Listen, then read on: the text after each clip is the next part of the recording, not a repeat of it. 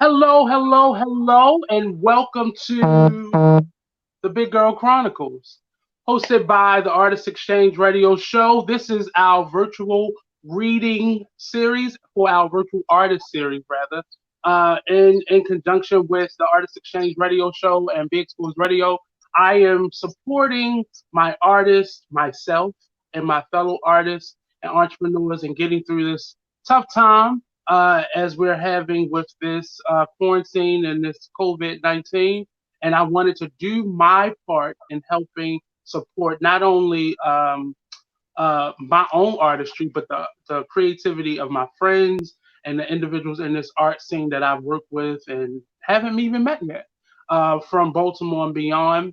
And without further ado, I want to welcome our playwright for today, Miss Nikki Scroggins. Uh, Eh, she wrote the Big Girl Chronicles.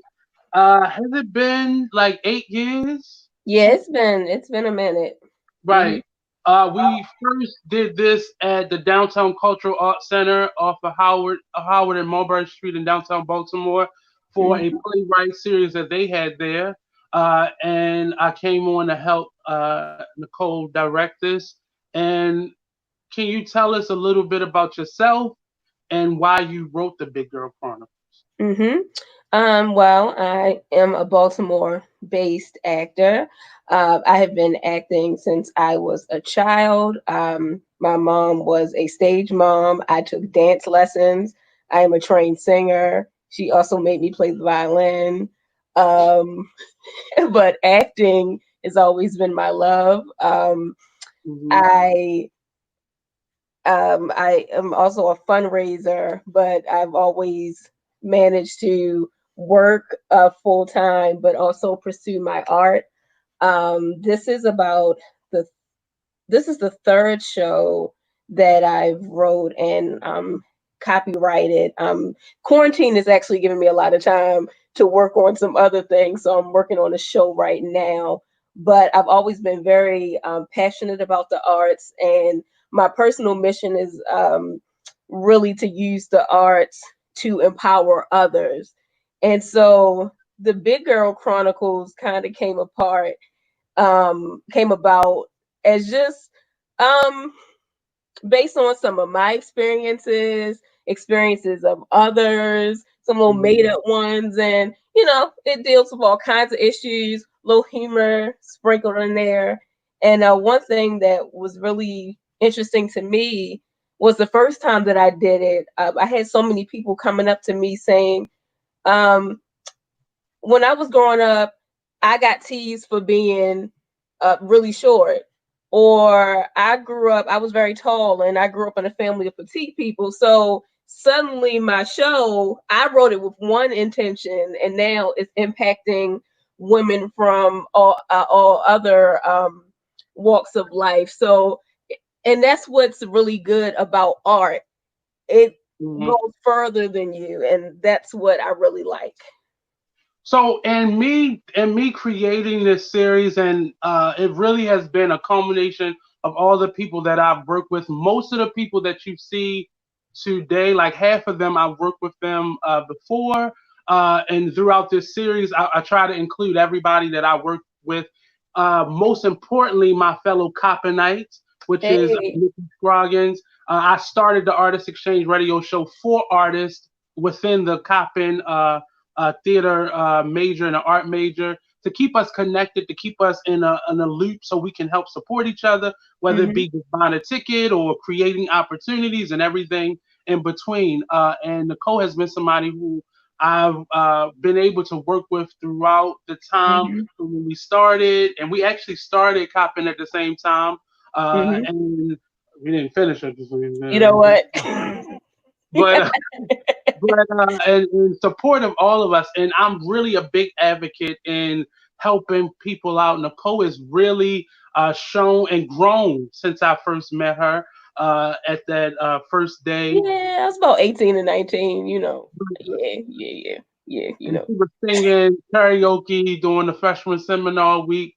But I see, I remember. See, but I'm really proud to see Nicole blossom and become this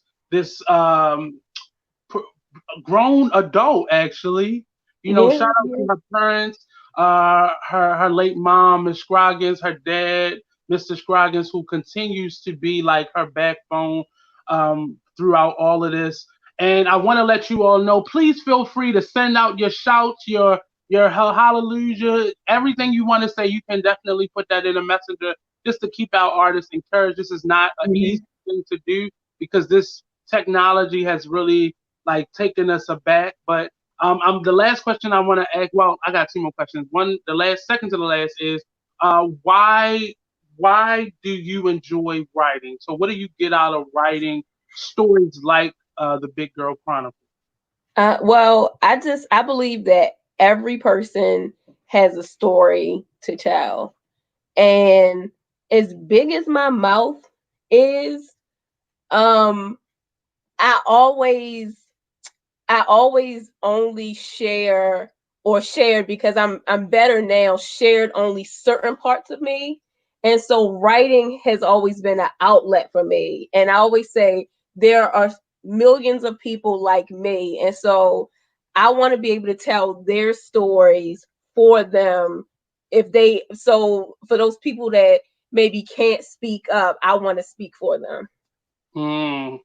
That's that's really empowering, and really my the second reason why I decided to do this virtual series is because I wanted people to hear the words of these playwrights that may not have gotten all the shine in the last couple years of them being playwrights, and I wanted people to actually listen to the words without all the spectacle that theater has to offer, and with the hopes that we can take these productions and mount them in bigger platforms once this quarantine is over, and really create opportunities for our actors, our performers that are Mhm. performing today and over the course of these series, giving them an opportunity to be able to showcase. We started with Blueprints, written by Latanya Valencia Moss. And that went over great. I just saw Tanelia on. Shout out to Tanelia and all the people Mhm. sending in messages right now. Please share this out. Continue to share it and let people know that we're here live. Uh, but I wanted to really create that vehicle for us because we don't, a lot of us were stuck in the beginning of this. Can you tell me what this experience being an artist has been like for you during this time, including this series that you're a part of right now? Well, for me, it's given me that opportunity to unleash my creativity in a different way because I feel like I'm always in a show. I always say I'm not going to do a show, and then I'm always doing a show. But my writing, as you mentioned, like my mom died, and I hit a writer's block. And so I hadn't been writing. And now suddenly I have all of these ideas and I'm actually Mhm. able to get them out. So that's one thing that I'm really enjoying.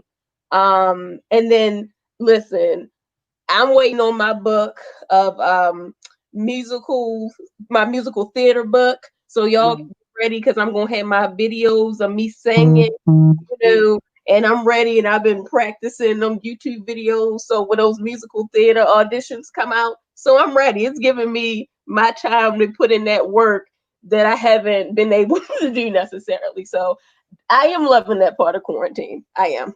I have to say, Nicole, and uh, it is so uh I don't know the right words because I don't want to like get sentimental, but I'm very proud of you.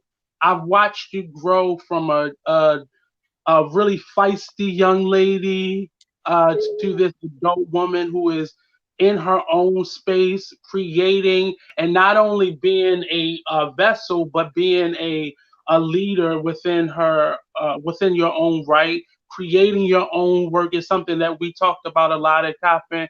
Creating our own stuff because we didn't see things that mirrored who we were or reflection of Mm-hmm. who we were. So I have to really say I am very, very proud of you. It takes a lot to be able to jump out there and make your voice heard. And I think you've done it with such professionalism. you are always a professional. And I think we have to give thanks and just honor to your mom for being that push, and your dad You're for not gonna make me cry today, Nate. I am. No. I have to say it though because I haven't been able to be that direct with my other playwrights. But I really have to say, only because we started in this journey on our collegiate level and as Mm-hmm. arts together, and I know we've both been through a lot of changes. And to Mm-hmm. see a manifestation of both of our works come together like this, I really appreciate you for saying yes because you didn't have to because this is your work and you could have took this and did it yourself. But thank you for trusting me with your work. Thank you for trusting my platform to further expose your work and your passion. So if you have any Okay. last minute, Yeah. I can't say that because you're gonna make me cry. Go away. Everybody so enjoy the show. without further ado, we're going to start the Big Girl Chronicles. Please continue to share out. We're going to put up the donation. If you wasn't able to donate, all the funds that we're doing, that we're collecting, go to helping these marvelous artists and continuing this series. This is number 5 in our series of events that we've done so far during the quarantine. And I want to continue to help my fellow artists who the bottom has been pulled out of them. So I don't want to beg, but please help support us in this virtual experience. And just know all your funds, 100% of them are going to keep in this series going, and most importantly, paying out actors and giving them something to support them throughout this journey. So again, thank you, Nicole. I appreciate you. And without further ado, we have the Big Girl Chronicles. Enjoy.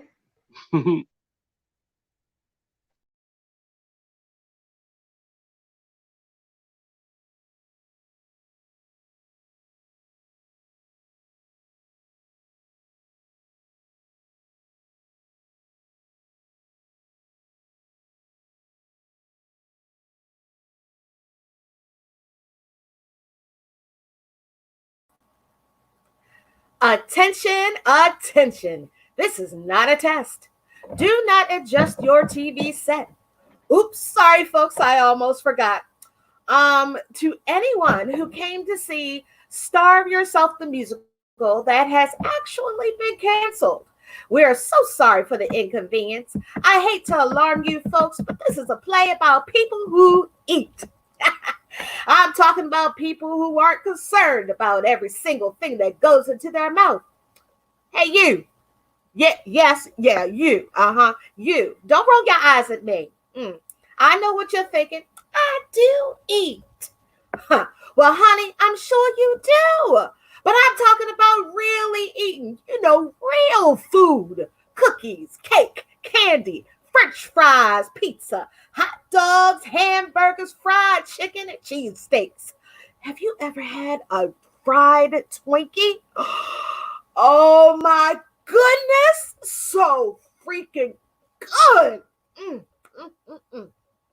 Anyway, this is a play about people who are often underappreciated. So if you're expecting to see, how should I put this? Food challenged people, this is not the play for you. We would now like to give any interested party the chance to run away screaming.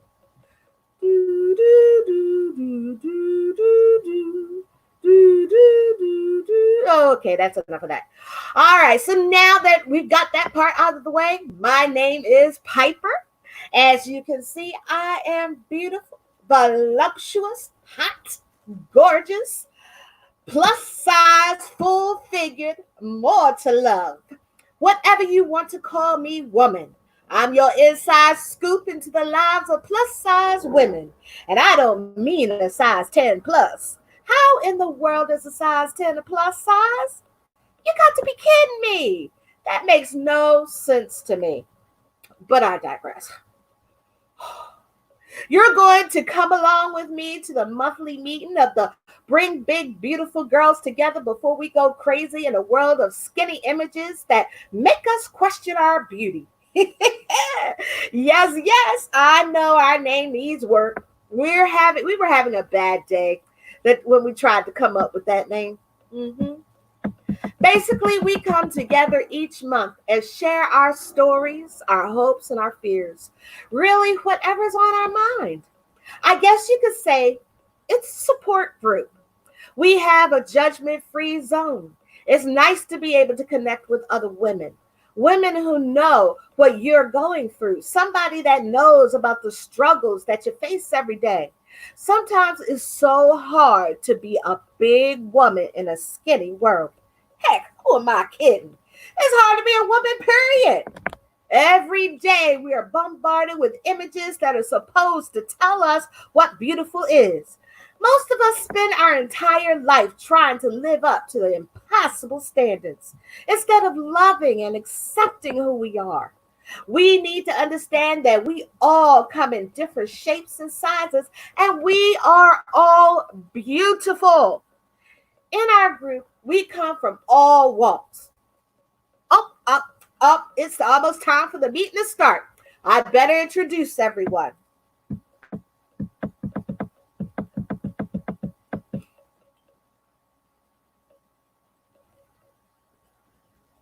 We have Karen. Karen, you're usually early. Where are you at? Up there she is. This is Karen. She's early as usual. I knew that.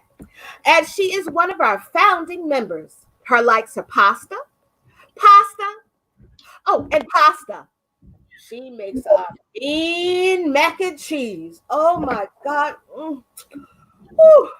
Her fears include swimsuit shopping and low carb diets. Can you blame me?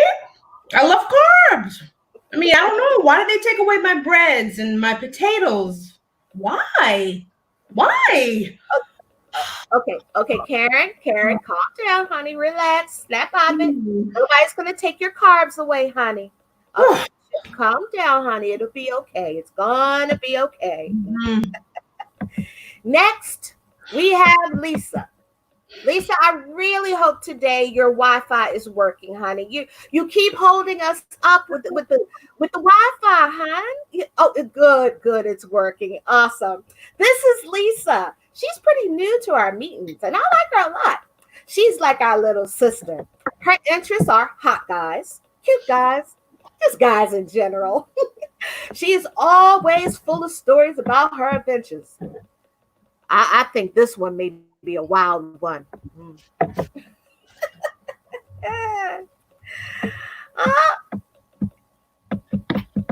Next, I think we're waiting on Missy, and usually she's the one bombarding the stage. Excuse me. Okay, there she. Today she wants to be late. I see. Well, that's okay. That's okay. I'm going to introduce you. Yes, she's a drama queen. That's Missy. Yes, her name is Missy. She gave herself that name. I personally think she's having some sort of identity crisis. She's always also a founding member of the group. She's kind of bossy and demanding, if you ask me. I heard that, Piper. It's all in love. Mwah, love you, sweetie. Anyway, here comes Leslie.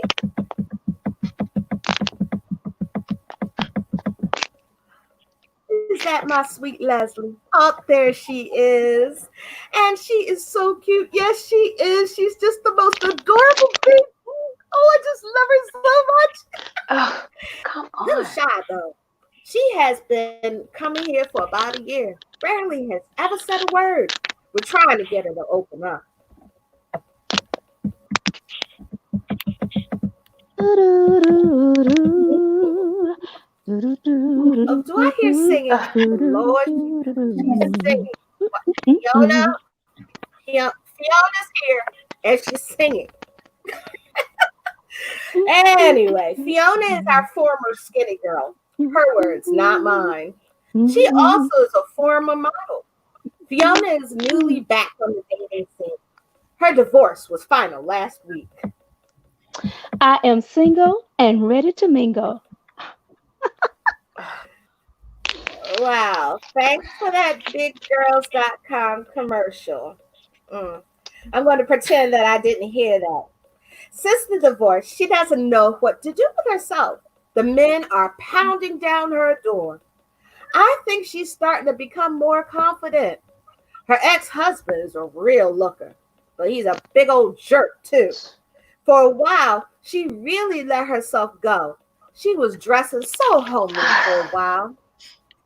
At her divorce party, she had the best dip I have ever tasted. I mean, it was great. Oh, it was delicious. I wanted it too. Are we ever going to start the meeting? I mean, you are about to start rambling, okay? We know the dip was good. We were there. Fine. You don't have to be pushy. I would like to call the meeting of the bring big, beautiful girls together before we go crazy in a world of skinny images that make us question our beauty to session. Who would like to lead our chant today? How about you, Fiona? Oh, okay. Well, you guys know the drill. Repeat after me. I am beautiful. I am full-figured. I am full-figured. I am not afraid to be myself. I am not afraid to be myself. And even if the jeans don't fit, I will not let it break me. Even if the jeans don't fit, I will not let it break me. And if they laugh when I walk by, I will laugh back because I can see their ribs. If they laugh when I walk by, I will laugh back because I can see their ribs. And no matter what happens, I will always remember to love me first, because if no one loves me, then I don't love myself. Then I will always remember to love me first, because if no one loves me, then I can't love myself. And if I see Carlos and his skinny mistress, I will not run her over with a shopping cart or beat her with a loaf of French bread or jam Snicker bars down her throat. Okay. I guess somebody ran into their ex-husband today. You want to talk about it? We understand if you don't. They had the nerve. They had the nerve to come up to me in the frozen food section at the supermarket. What? Don't look at me like that. I was out of toilet tissue, and that is essential. Anyway, so I'm standing there trying to decide if I want chocolate chip cookie dough, a brown fudge sundae, and here comes that jerk with that skinny mini wannabe supermodel I only eat Tic Tac home wrecker. Is this how you spending my child support? He said. I whipped around ready to shove that carton down his throat. Then Skinny Minnie says, Fiona, how you doing? You look like you losing weight. I am losing weight.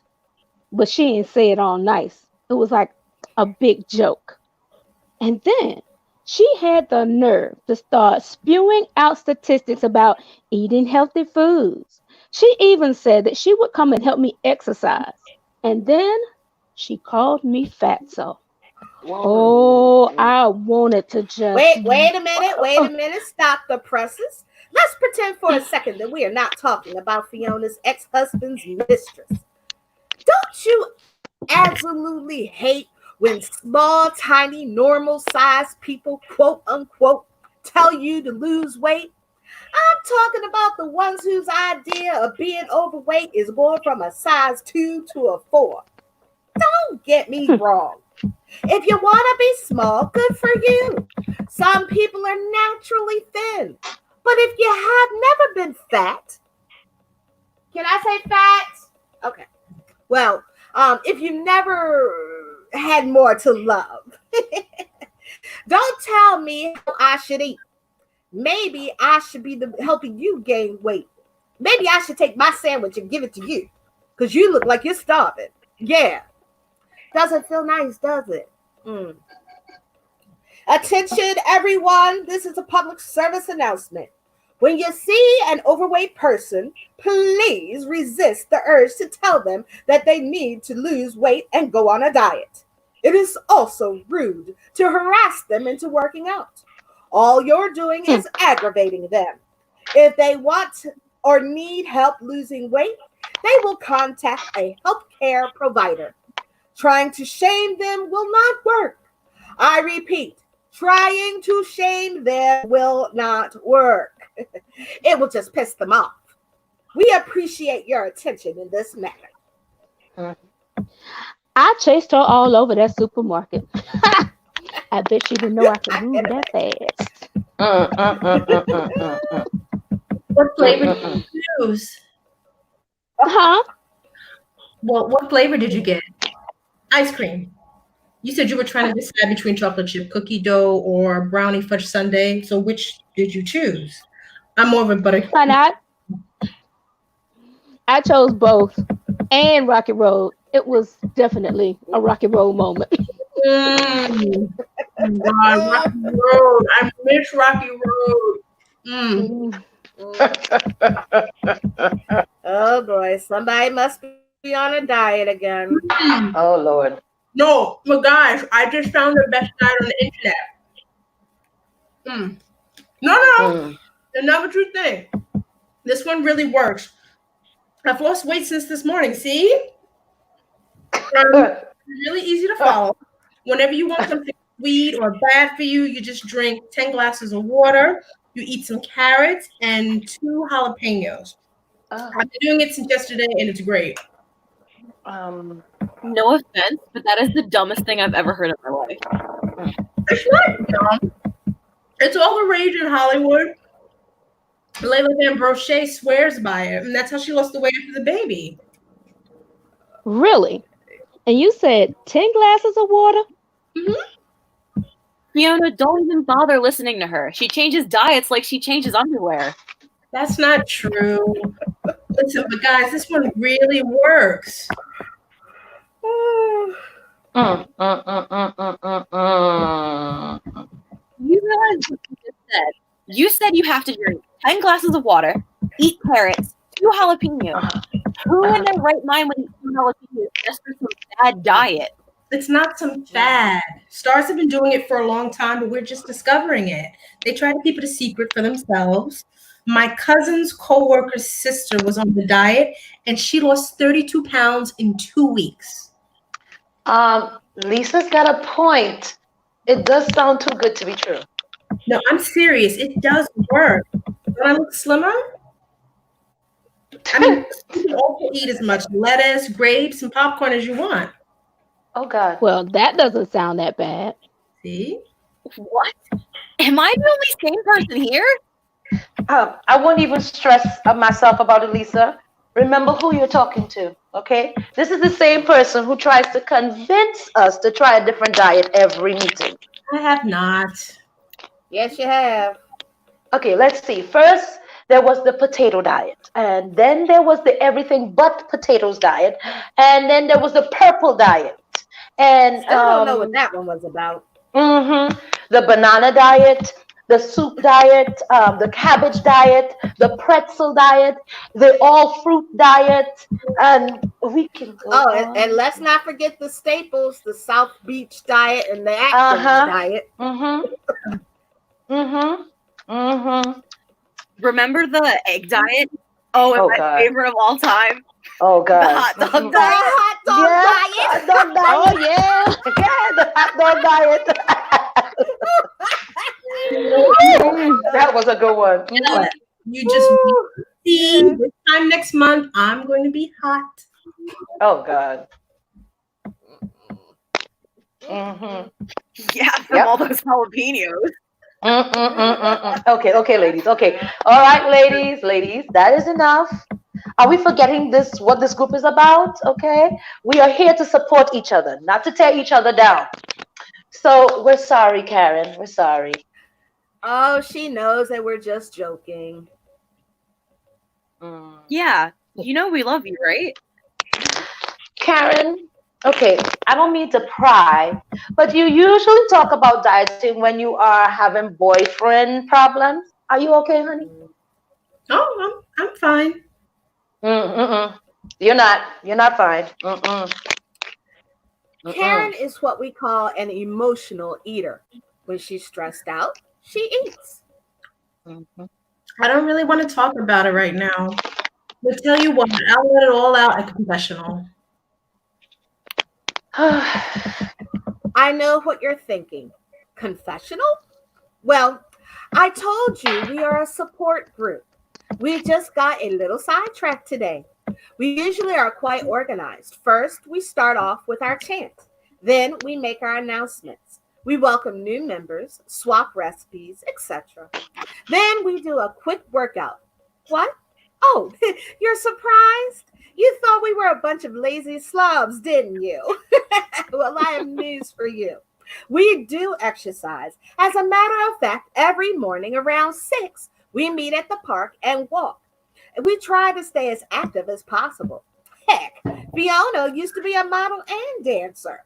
Sometimes she teaches us a few of her old dance moves. If there's one thing that I hate, is when someone calls us lazy or they tell us that we need to be more disciplined. The crazy thing about it is that if we decide to take a dance class or join a gym, we have to deal with the looks of disgust from the very people who not so nicely told us what we should be doing with our lives.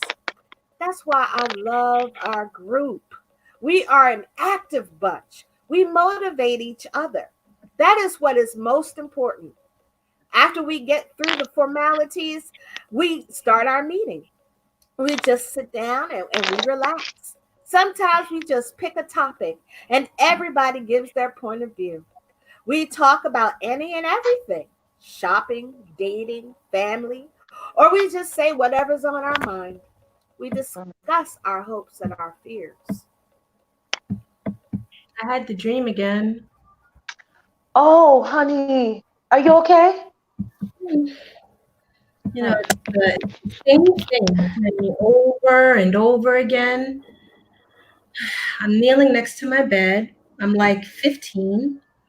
I've been kneeling for over an hour. Dear God, just make me a size 6. Make me a size 6, please, God. Just make me a size 6. I swear I'll never ask you for a single thing again. Please, God, I just want to be a size 6. It's been a while since you had that dream. What's going on? I remember the day that I said that prayer. It was definitely the worst day of my life. It was humiliating. All because of Sammy Blake. He was this great looking, tall, dark, and handsome. I'm in the running to be a supermodel type. All the girls at my school were in love with him, and I was no exception. Oh, God, he was the most popular guy at my school.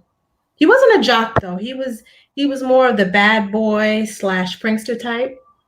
That should have been a dead giveaway for me. But anyway, he saved me from Trixie, the evil cheerleader from Planet Skinny.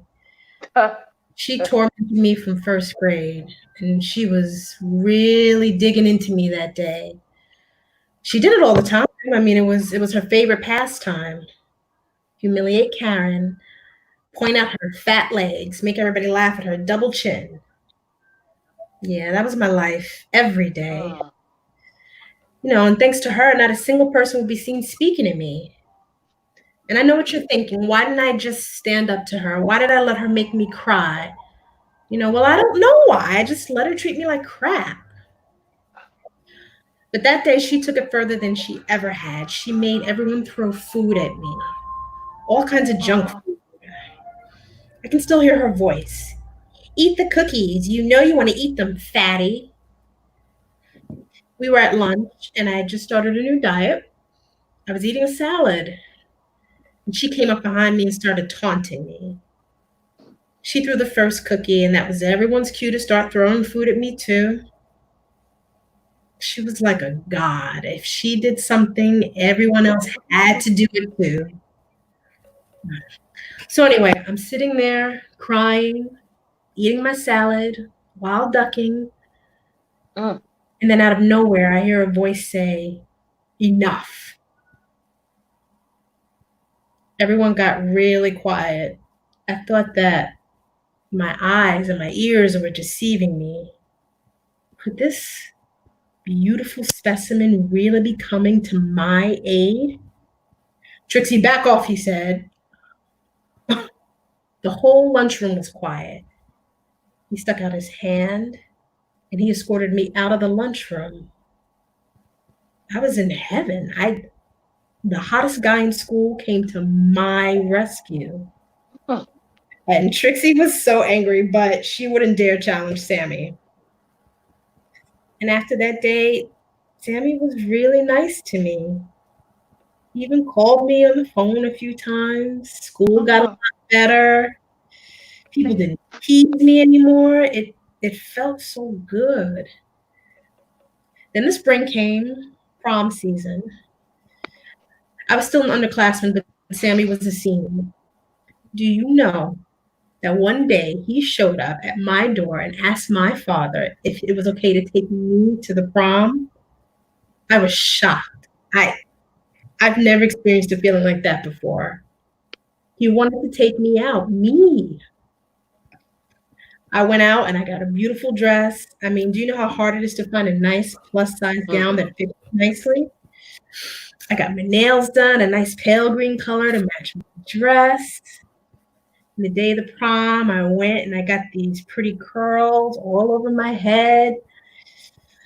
I had to admit, I looked really good.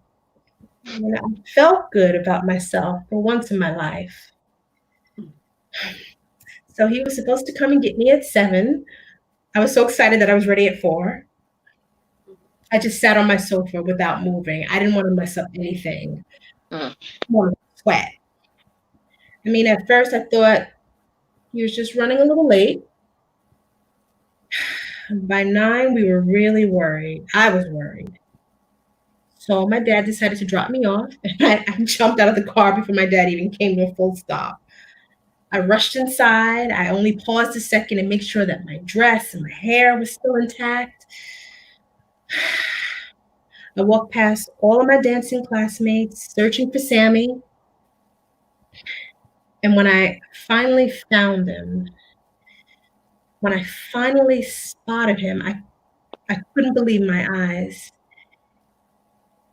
He was dancing it up with Trixie. I took a deep breath.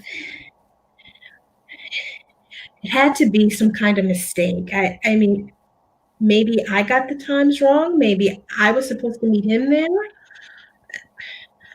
I walked up behind him. And when he turned around, he was surprised.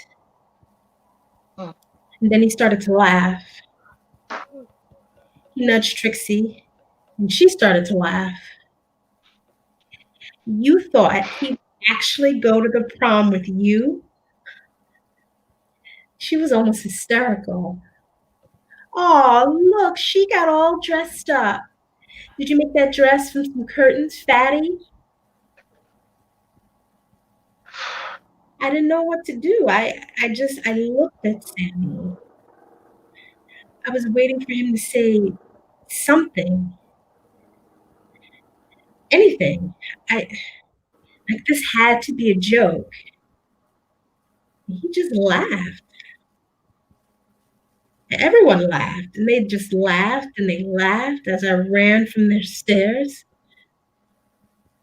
I couldn't believe it was all a lie. It was a game, it was part of someone's sick joke. When I got home, I cried my eyes out and I prayed, dear God, just make me a size 6, please. Oh, honey, that is a terrible story. Why are you having that dream again? I thought things were getting better with you. I mean, how's Tom doing? I think he wants to get married. Oh, married? That's great. Yeah, that's wonderful. Yuck. No, it's not. I was just getting out of one of those. Ugh. I can't marry him. Why not? Why not? He loves you. I have never seen you happier. can't really love me. I mean, how could someone who looks like him love a person who looks like me? I'm so cool. Got that right. He's a stud. He is so handsome. Hey, if you don't want him, I'll take him. I could just eat him up. Isn't he like some sort of personal trainer? All those bulging muscles. Oh, whoa, down, girl. Why don't you calm down, Lisa? Karen, you are beautiful. You just need more self-esteem. Now that's ironic. The lady who, until recently, consistently dressed like a bag lady wants to give a pep talk about self-esteem. I mean, I wonder sometimes, like, you work in a gym, for goodness sake. I mean, what can we possibly have in common? There's no way he can know how much I really eat.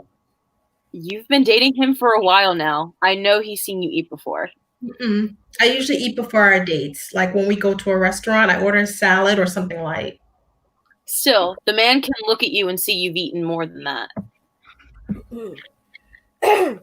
That was kind of cold. Not true.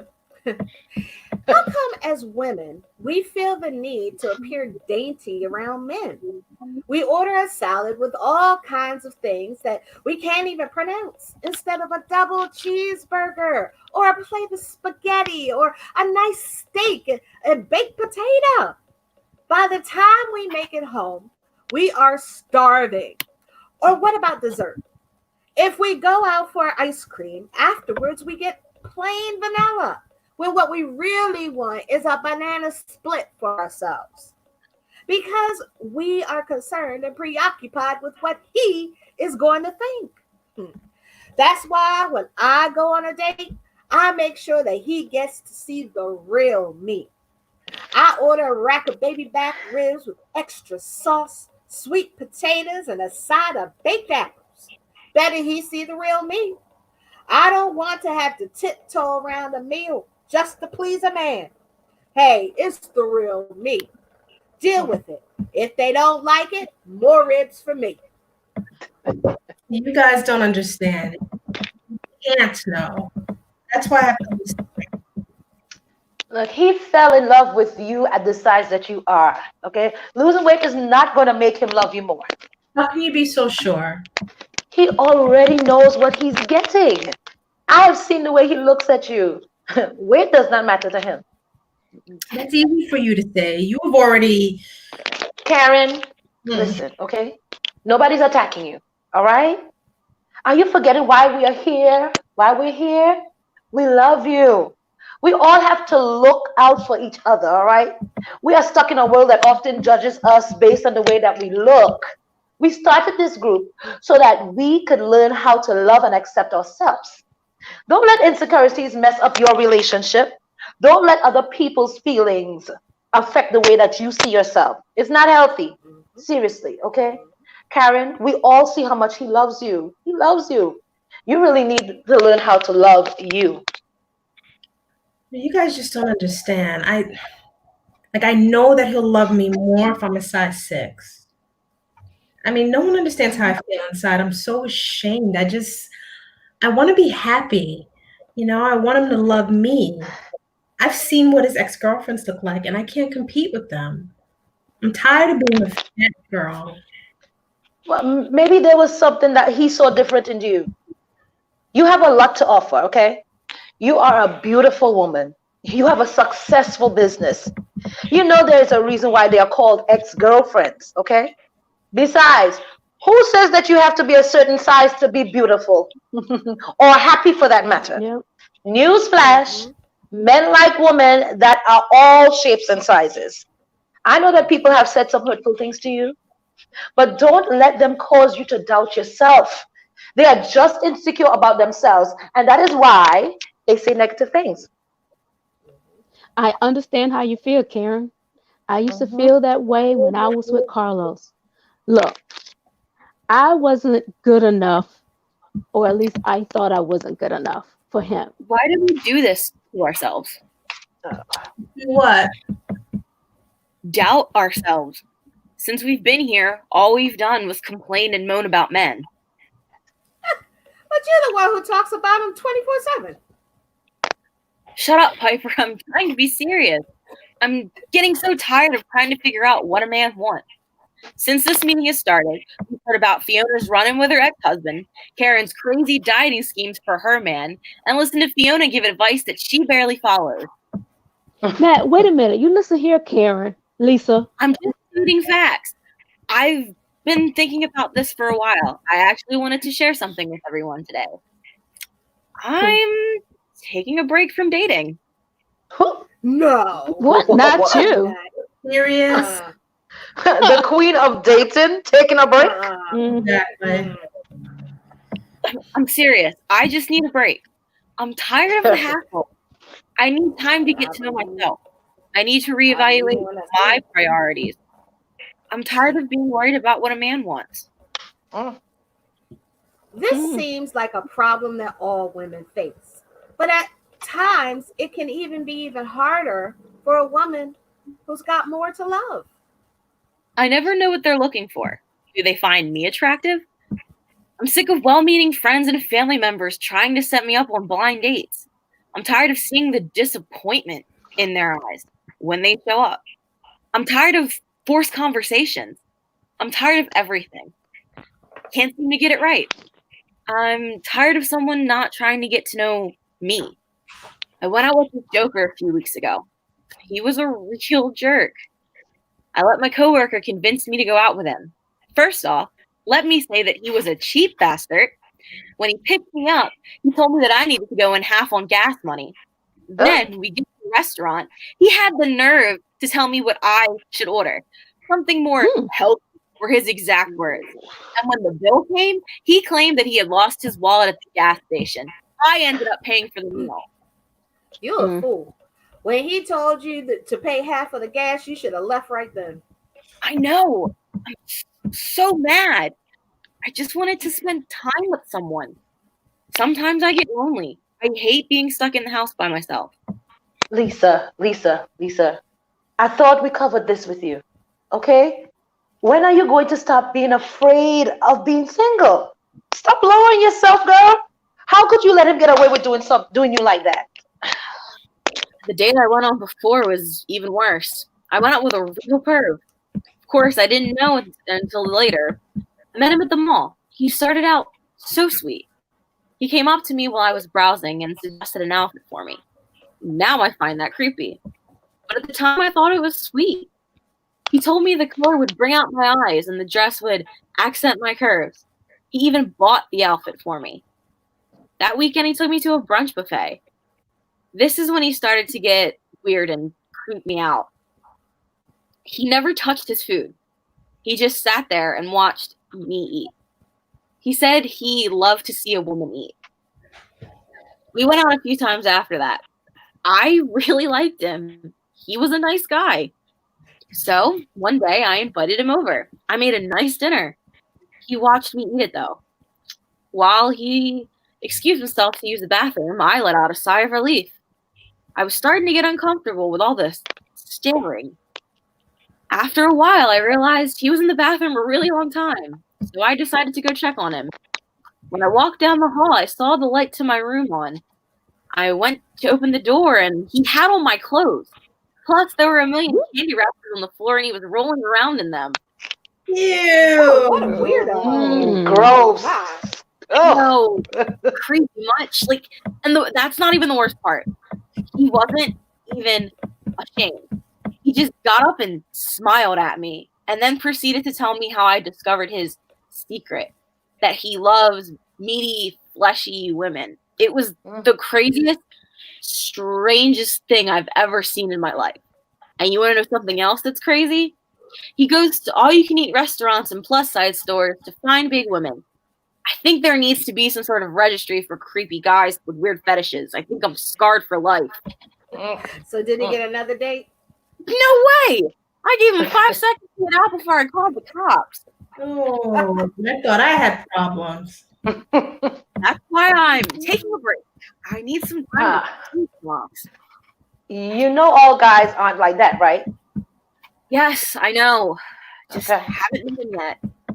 I'm really tired right now. These last few men I've dated made me feel dirty and I'm drained emotionally. Haven't even mentioned the married man or the man that thought I was so desperate for attention that I would be an easy lay. His words. It's hard out here. I bet if we were smaller, we wouldn't have these types of problems. Amen to that, sister.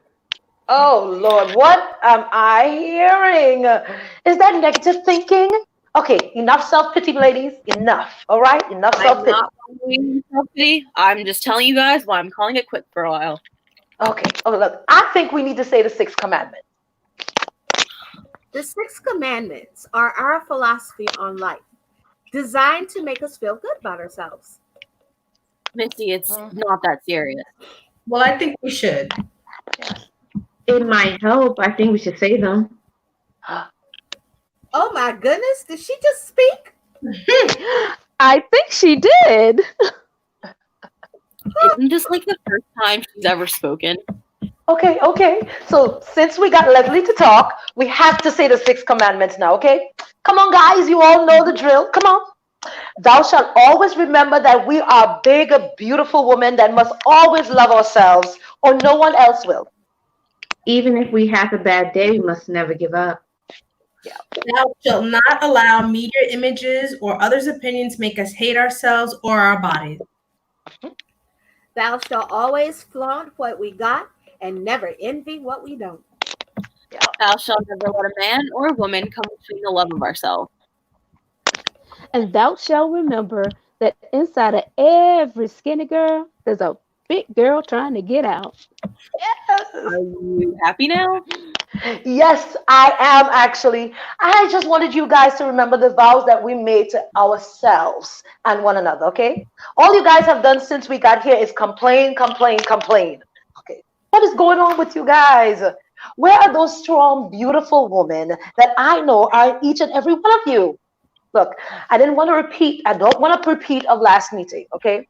I wanted us to go for a walk so that we could pick up our energy.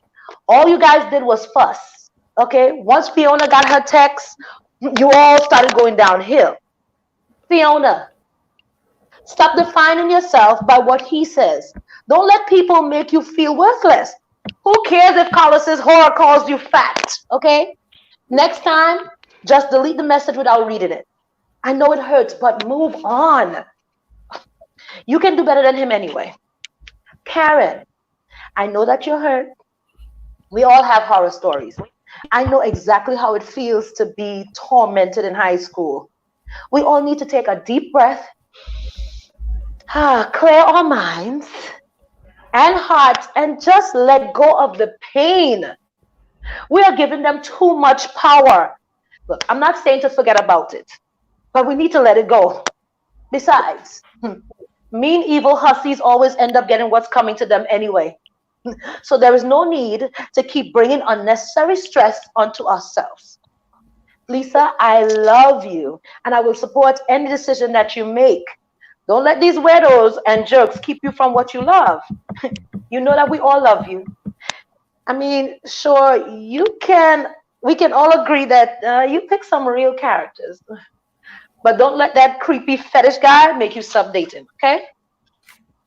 You guys just don't know how freaked out I was. It took forever for him to leave me alone. You need to reevaluate yourself, okay? Because you have a pattern of dating creeps. It's not completely my fault. Someone is always setting me up with someone. I get so tired of it. I don't know whether to be offended or flattered. When I complain, everyone says that I'm being way too sensitive. Not to mention my mother, who tells me that if I shed a few pounds, I can meet a better man. I'm so sick of it. Okay. Everything makes so much sense now. Poor Lisa is suffering from all the classic symptoms of nosy motheritis. I'll bet if we ask her, she will tell us that she has been suffering through family dinners that end with a gentleman conveniently stopping by or a strange man calling her phone only to discover that her mother has given out her number. Or even the so common or the ever so common statement from her mother, "You have such a pretty face." What the heck is that supposed to mean? Are you trying to say my body is ugly? I just don't get it. Was that supposed to be a compliment? I keep getting these invites to my mother's house. I try not to go as much because every time I go there, she has somebody that she wants me to meet. And she spends the whole time telling them my life history. I just wish I could disappear sometimes. Plus, last week, she gave out my number to her handyman. I was livid. I don't know what my mother told him about me, but he didn't get the hint that I wasn't interested. I pretty much had to beat him off with a stick. Got it really good for that one, too. My mother had a fit when she found out. "You didn't even give him a chance," she said. "Lisa, darling, why are you so stubborn? You have such a pretty face. You could have anybody if you wanted to. Just drop a few pounds. We only have your best interest in mind." Told you so. I just need a break. Y'all can't be like you, Missy. Ladies. I think we are missing the point. I'm aware everyone has at least one external person telling them what they should be doing with their lives. I know. I'm just begging you guys not to let it get you down.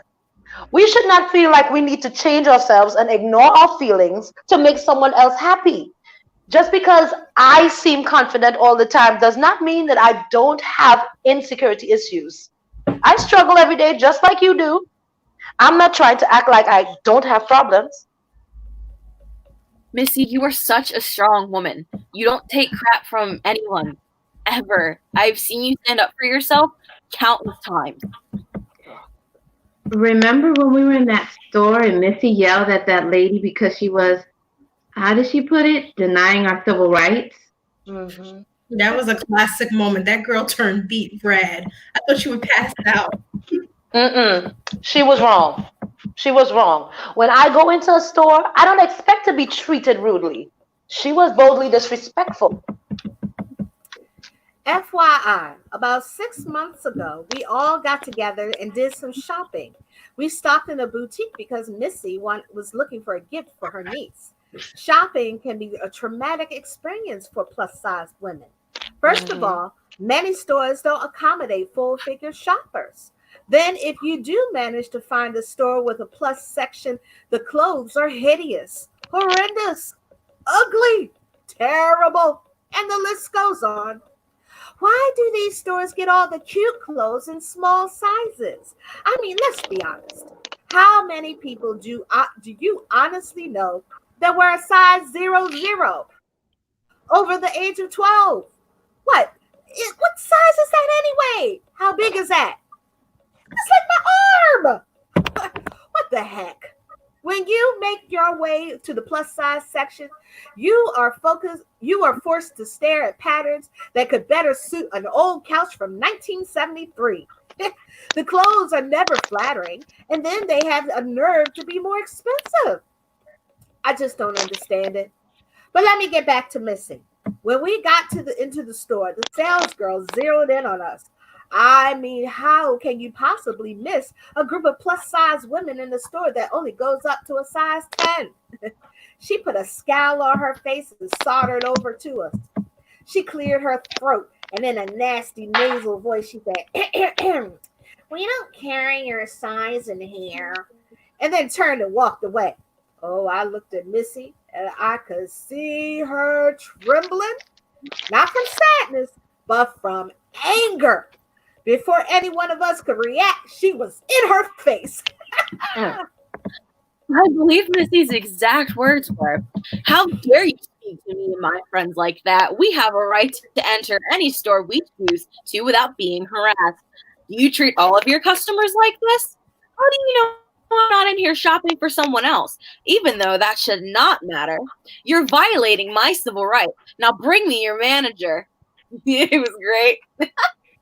You got that girl fired on the spot. She deserved it. Look, at first, I was angry. But later on, after I thought about it, I realized that I pitied her. She obviously was not secure with herself if she felt the need to belittle us. I'm just so tired of being judged. Nobody has the right to treat me like I'm worthless. They have no idea what I've been through. That is one of my biggest issues with society. Why does everyone think that it is okay to judge me by my outside appearance? Look, I know everyone judges a person when they first see them. It's human nature.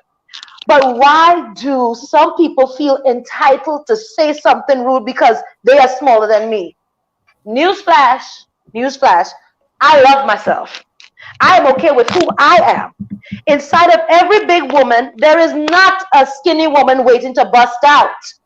Inside of me, there is a beautiful, strong, independent woman waiting to be loved and accepted for who she is. I should not have to accept your nasty remarks. It's discrimination. You wouldn't tell a person of another race that they couldn't buy something in your store because their skin color, would you? The answer is no, no, because the public will have a fit. So why are we constantly being pressured to conform? Why do I have to fix me? How come smaller women don't have to shop in specialty stores? When will we hold these stores accountable for their discriminatory practices? Look, we can't ignore the fact that the average woman in our country is size 14. We should not feel pressure to slim down to fit into clothes. The clothes should be made to fit us. So people often say, why don't you just lose weight? What about the people who have health conditions and medications that keep them heavy? What should they do? I remember how it was growing up in a family of slim people. My parents spent years telling me that I should lose weight to fit in. I was forced on so many diets and gyms. They even sent me to fat camp. Don't get me wrong. Don't get me wrong. If you aren't happy or you want to be healthier or just need to change, do it for yourself. Don't do it because someone told you. It's something that you have to do to be normal, okay? Don't do it because they say that you would be happier if you were thin. No matter what size or what you look like, if you don't fix what's inside of you, you will always have a problem. You have to flaunt what you got. Be proud of who you are. Proud of who you are. Somebody had to get that off their chest. Look, you guys just got me started, okay? You know that little hussy in that store makes me so angry every time I think about it. Plus, you guys needed a pep talk. Wow. I wish everything could be that simple. She speaks again. I do believe this is a miracle. Well, will you all shut up and let her talk, please? Yeah. I mean, I wish I could be more like you all and kind of crazy. I mean, sure, you all have problems, but you're so brave. I wish I could have that courage that you do. You never let anything get you down. When I'm with you, I see that I can cope with anything that comes my way. I know I've been coming to these meetings for a while, almost a year, I think, and I never really join in. This is the most she's ever said in a meeting. She usually just sits there. Maybe a hello. Or goodbye. Or see you next. Will you please let her say what she has to say? Go ahead, honey. Go ahead. Thank you. Coming here to these meetings have been very therapeutic for me. You guys have touched me in your own special way. I know it doesn't seem like it, but I really do enjoy myself. It's nice having friends. I can see how much you guys care for each other and how much you care for me. Even though I never really have much to say, you never shut me out. Sometimes I don't even want to get out of bed. I wish I could just lie there all day and eat chips. But I know I can't do that, though, because I know that every third Friday, there's a group of women that are going to hunt me down if I don't show up for a meeting. And don't forget the dragging you out of bed part. I know. I definitely experienced that firsthand. I try to change my mind about coming to that first meeting, and then all of a sudden, Missy pops up at my door asking me why I'm not ready. I was so freaked out that first time. I didn't know what to expect. But it turned out great. I'm so glad I came. It couldn't have come at a better time. I just got a call from my dad telling me that his best friend died, and I was shocked. Were they close? Your dad and his friend? Were they? They were thick as thieves. They were in the Navy together. As a matter of fact, we all lived on the same street together. I was raised with his kids, and our families did everything together.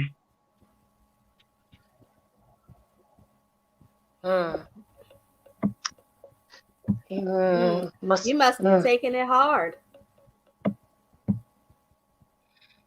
I got a hug for you when we leave. I don't want you to touch me. Hey. I mean, please.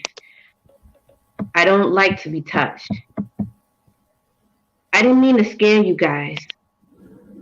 See, I wasn't all heartbroken when I heard that he died. It was like a breath of fresh air. Wow, this one doesn't have her bulb screwed in like. No. Now, see, you don't understand. You know what? Maybe this was a mistake. I should just quit while I'm ahead. Please go on, sweetie. Okay, go on. Piper doesn't have her bulb screwed on tight enough.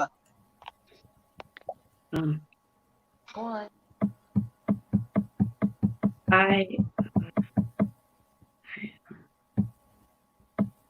You just don't know what he put me through.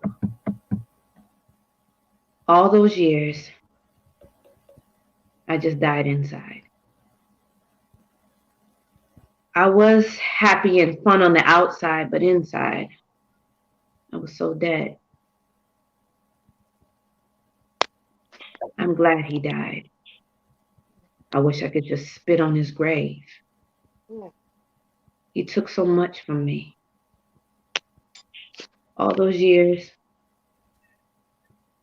I just hid in my room, and I would close myself in and I would eat until I was full. And then I would eat more and more and more. My life started spiraling out of control at 5. I got invited over to his house for a sleepover. Rita was his daughter, and Rita and I were best friends. I mean, we did everything together. I mean, everything. And he was no exception. It was the middle of the night, and I was asleep. And I kept hearing, like, noises. So I'm thinking, Rita's playing a game. And I didn't want her to play without me. So I jumped out of bed, to surprise her. Boom!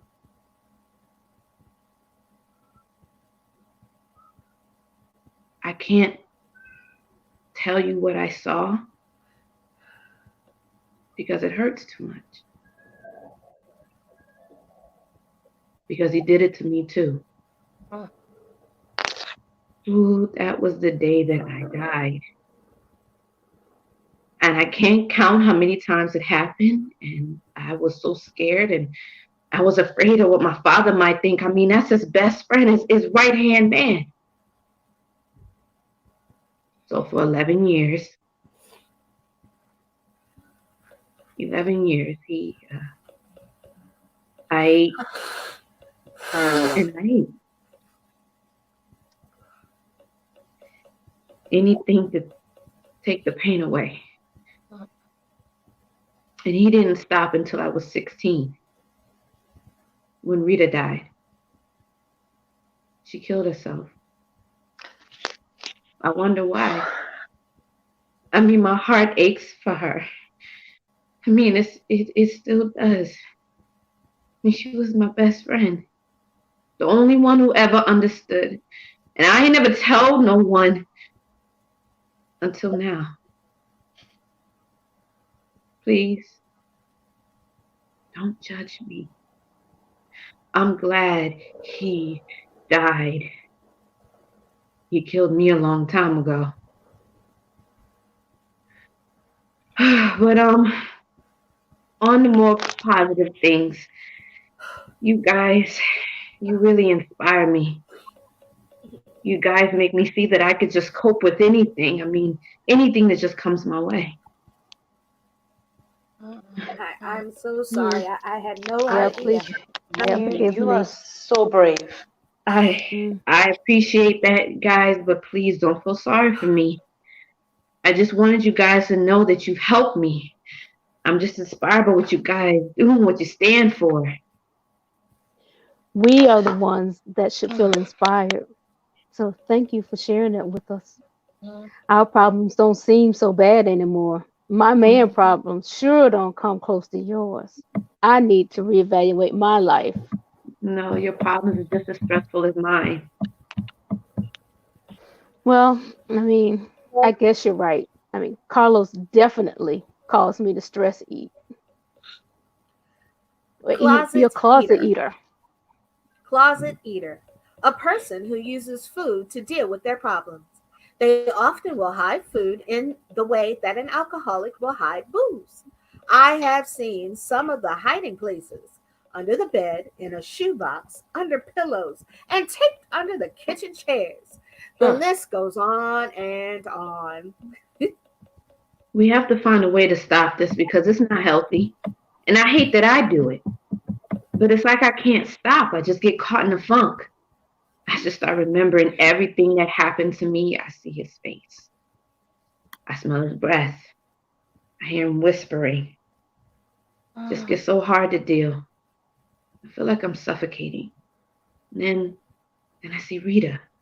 She comes to me a lot. She stands at my door. Blood running down her hands, just gushing from her wrist, and she just makes me scared. She just stares at me with those vacant eyes. I just keep trying to tell her that it wasn't my fault. I was scared. I didn't know what to do. What wasn't your fault? What wasn't your fault? She wanted to tell. She told me that she couldn't take it anymore. She wanted to do it together so that they would believe us. But I didn't know that she would kill herself. If I would have known, I would have stopped her. I would have told for her. So scared. I see her all the time. She wants me to know why I didn't help her. Why I didn't stand with her. No. There was no way you could have known that she had that in mind. It wasn't your fault, Leslie. It wasn't your fault. I wasn't there for her. She needed me and I failed her. Rita's baby brother found her like that. He was just a kid. I think he knew. He hated his father. He was only a little boy, but I think he knew. I never got a chance to ask him because right after the funeral, they sent him away to a boarding school. I bet he knew. You all want to know the sick part? The sick bastard tried to get me during his own daughter's funeral. And I kicked him dead in his crotch. I let him know that if he ever tried to touch me again, that'll be the last thing he ever did. Well, that's telling. I bet he never forgot that moment. No, it didn't feel as good as it sounds. I took Rita's death really hard. My parents didn't know what to do. I was depressed. Started getting bigger and bigger, and I ate to feel better. Now, I like that. It's something I have control over. When I eat, I feel sad, but it makes the pain go away. I just can't help it. I feel useless. It's stupid. I know. It's just food. So why can't I stop? I even eat when I'm not hungry.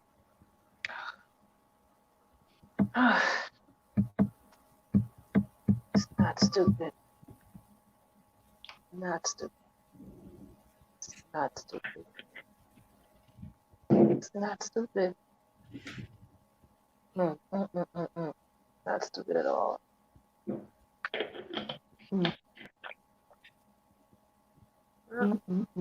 It's not stupid. I mean, like Fiona said before, she knows how you feel. I mean, I can't tell you what to do about it exactly because I struggle with the same problem. I mean, what I can say is that it's really not your fault. I mean, you couldn't help what happened to you or Rita. That man was evil, and you were just children. I mean, it wasn't your fault that Rita took her own life. There was nothing you could do. And you were just You were just a child. I mean, I know that you feel like you could have stopped it, but I mean, you have to find a way to get closure. Yeah.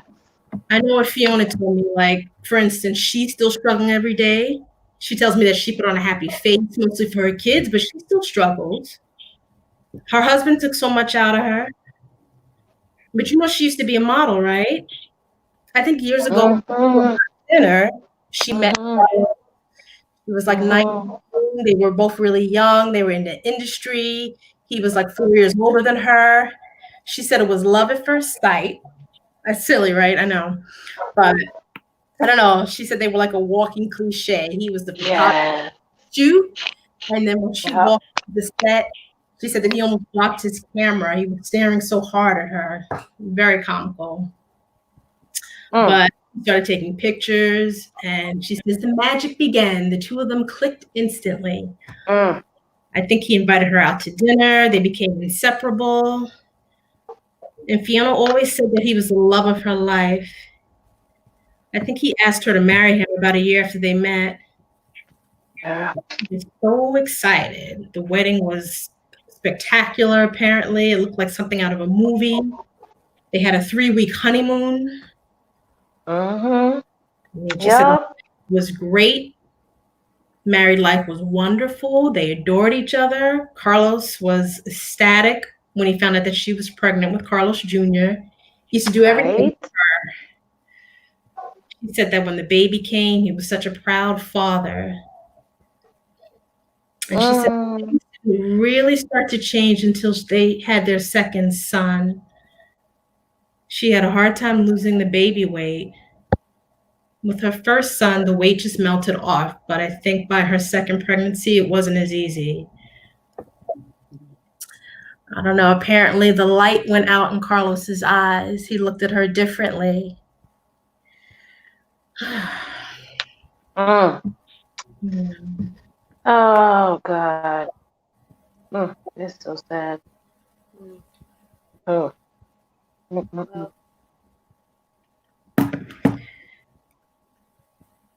So sad.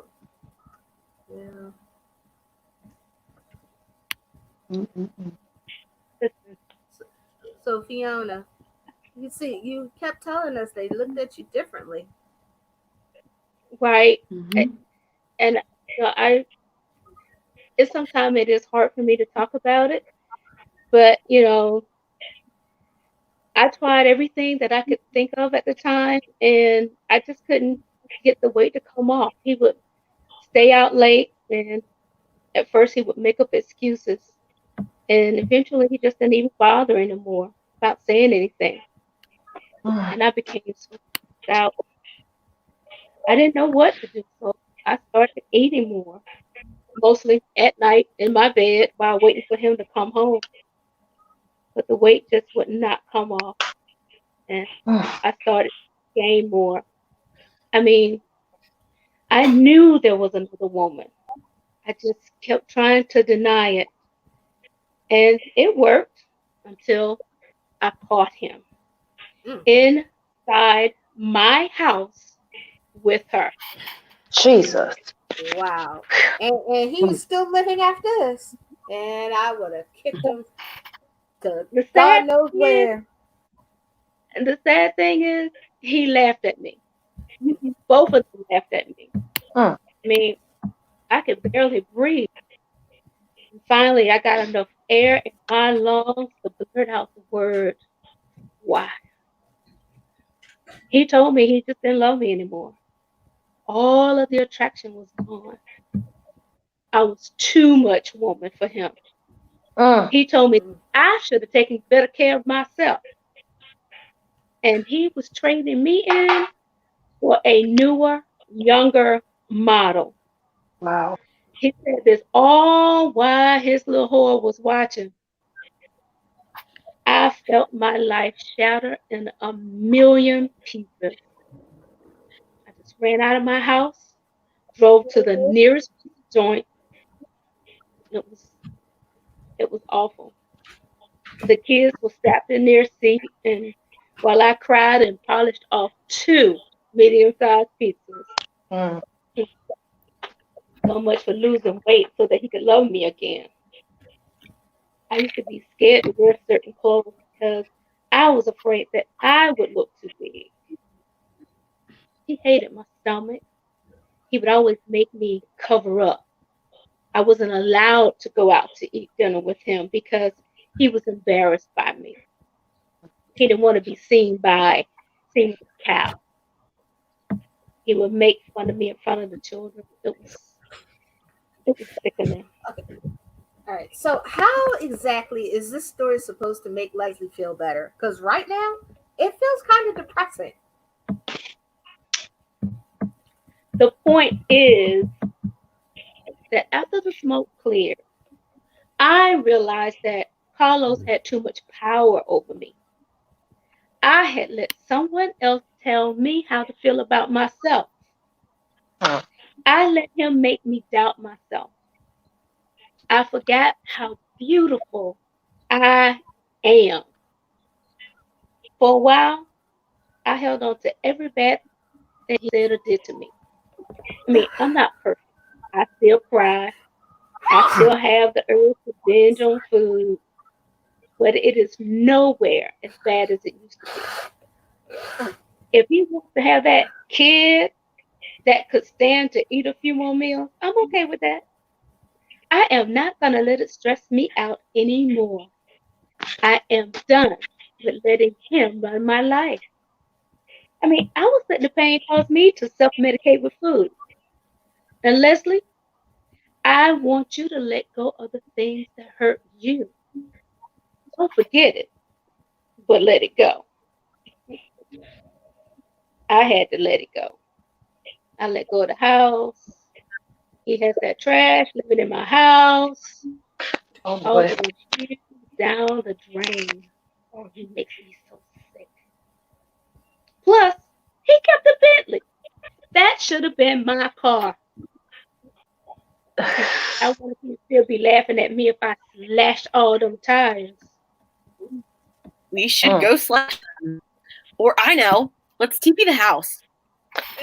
Yeah, that'll show him who's the boss. I'm not sure that's a good idea. We just swing by the cemetery so you could spit on you know whose grave. Well, maybe, but what would that solve?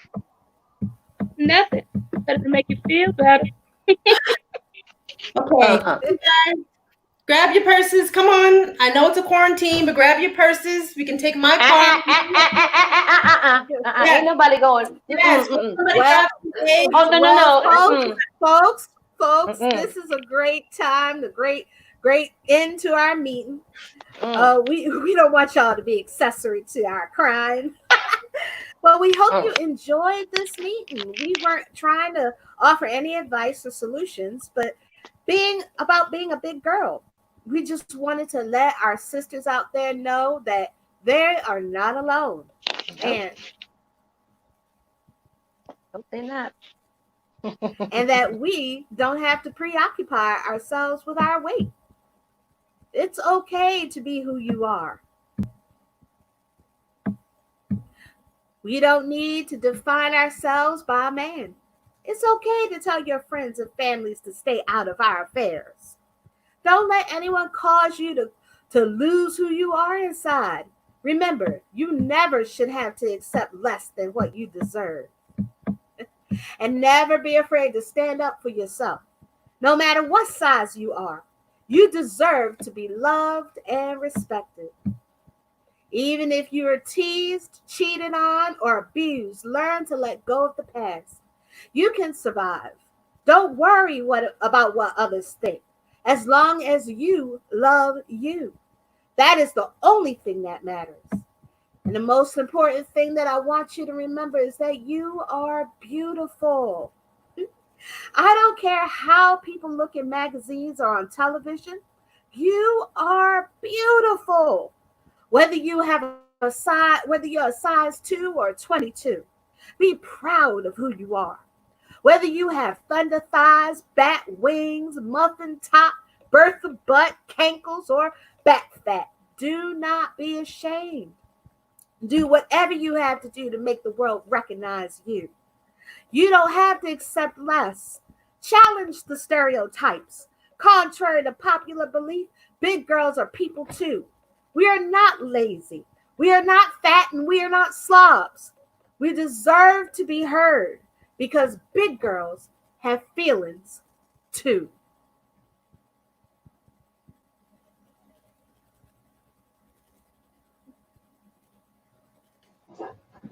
Ooh, hey, looking crazy. There we go.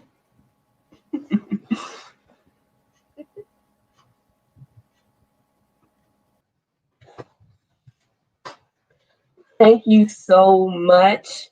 I hope you guys enjoyed. You can hear. I can hear you. Go ahead. Thank you so much. I am reading the comments. You guys had me cracking up. The cast was amazing. And it's what I love about live theater, technical difficulties, that Wi-Fi, and that cast just rolled with it. I love it. I love it. I love it.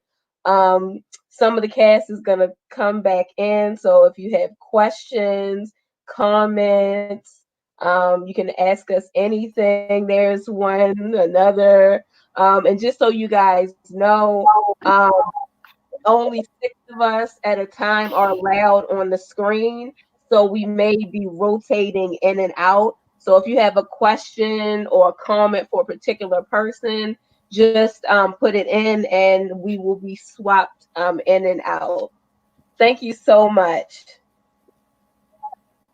And I'd love to hear from the actors. You guys, I was so proud. I mean, you guys are amazing. I could not have chosen a better cast. And listen, you guys went with it. I love it. I love it. And shout out to you, Krystal. Just so you guys know, Krystal is in New York, okay? So and you pulled it together. You're like, oh, okay, I'm going to read this. I got it. It's cool. And you went right in it. You're the best.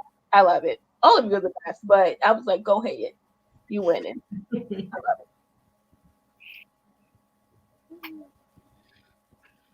Someone say something so that I'm not staring at the computer by myself. Thank you. It was fun.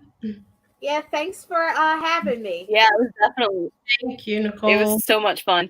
Yeah, this was a really cool script. And thank you, Nate, for putting all this technical aspect together. It was great. Nate, me and him were communicating back and forth and watching you guys at the same time. And hey, Corey, Everyman Theater front house staff, we were represented in here too. Thank you so much. So how did I come up with the story? You know what? I have just been writing since I was a little girl. Like I used to come up with stories and then make my mother write them down for me. I don't know. I just sat down and I just started writing and I just came up with it. And I usually come out with like an outline, and as different ideas come, I just write it down. Sometimes it's in the middle of the night, sometimes it's in the car, and then I'll just write something down on a napkin. And really, whenever it just comes to me, sometimes I'll be out in a public place, and then I'll see someone, and then I'll make a story up about them in my mind, and then I'll just write it down. That's how things really happen for me. Mm-hmm. My imagination. Yeah, if you know me personally, you understand. Yeah, the actors are getting some shout outs. You guys were amazing. I have a question. Mm-hmm. Nikki, what were you and Nate? I'm sorry, earlier, like before we began, you guys were saying that you what school did you go to? You were saying a name, like an acronym. I was just Cal State University is the HBCU in Baltimore. Oh, very cool. Mm-hmm. Yeah. Andromeda. Also known as Hey. I had fun too, ladies. I'm sorry. And I was thinking to myself, let me not get too excited. My full accent will come out. And I was like, okay. I was like, oh Lord, they don't say she's talking too fast. Or as a friend of mine would say, they can't understand the Trinidadese that I would be saying. But I had so much fun with y'all, and I can't wait for the opportunity to actually be on a stage with all of you if that comes up, to actually do not just this piece but something else. It will be a great time. Great time. I love that I got to work with my Everyman people. Oh, that was so much fun. I'm sorry, I'm shouting out Everyman Theater.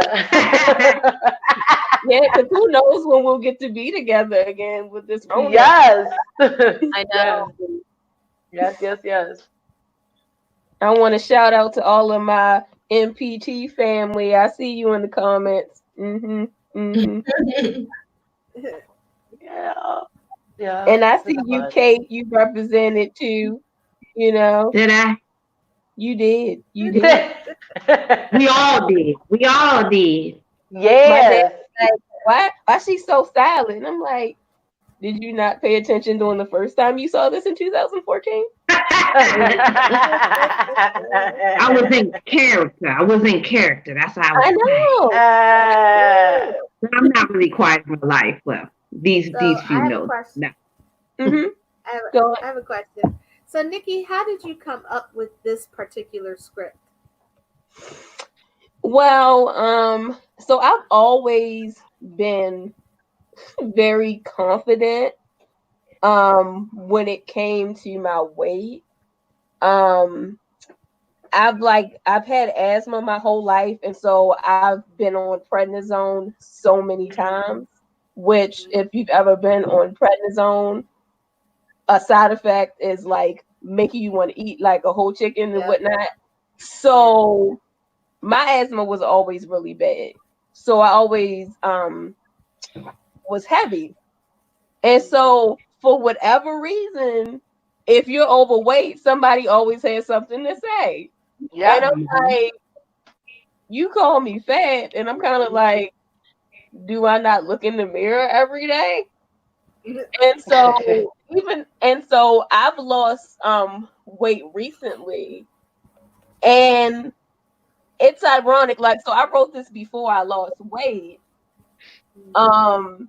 and the differences in people, and I'm just like, and I didn't lose weight because I thought anything was wrong with me. Because I've always said I was awesome, like always. And I'm just like, it's ridiculous. Why are you all up in my business? Like, you telling me that I'm fat. How was that helpful? How is that helpful to someone? And you never know what someone's experiences are. You don't know what somebody is going through in their life. And it's none of your business, though. It's really none of your business. And words have power. They can either have power in a positive way or a negative way. So we should be mindful of what we say to people. And, you know, I know somebody who's always been in their life, and people say negative things to them. And it's kind of like, and I know this person who's always struggled to gain weight.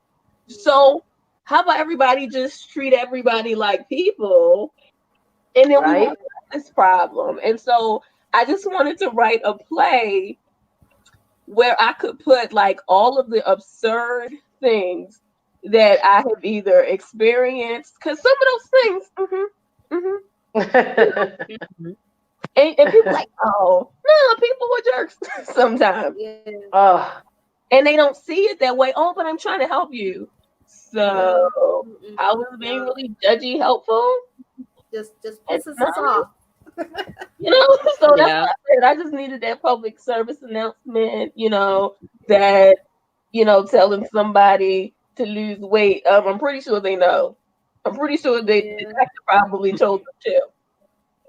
And the biggest takeaway that I want for people, that if they struggle, if you don't fix what's inside of you, it doesn't matter. That's why Yeah. sometimes when people get like weight loss surgery, they either gain it back, or they get like some kind of addiction or something because they haven't fixed what's inside. You should love yourself, whatever you look like, your size, whatever. Because if you don't love you, who else is gonna love you?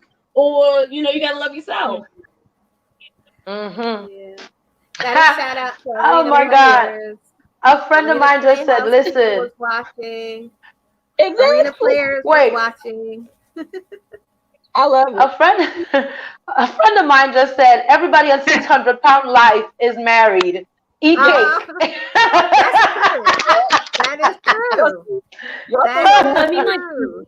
I eat I my think ribs. the craziest thing is like, yeah, Yup. I think the craziest thing though is like growing up, I was always active. Like I did sports and like not just like I did volleyball, swimming. I played softball, and everyone's like, "Oh, well, you should lose weight," and it's like, just because I'm not losing weight doesn't mean I'm not healthy. Like this is not just fat; it's also muscle. Like, do you know how much like weight goes into like swinging a softball bat? How much you have to put behind throwing a softball, spiking a volleyball? Like, it's not just one of those things. Like, it's mindless, and that is like one of the things that's like, did you think that through before it came out of your mouth, or did you just feel the need to share something? But a lot of times people pushing their own insecurities on you. They're confused as to why you're so happy because it's based on an assumption that they have about themselves. They don't understand why you're not like somewhere sad, and it's like, because I'm awesome. People are legit confused. They're legit confused by me. So I don't know. You gotta be you. It's important. Yeah. I'm gonna say that this play actually came at a very good time.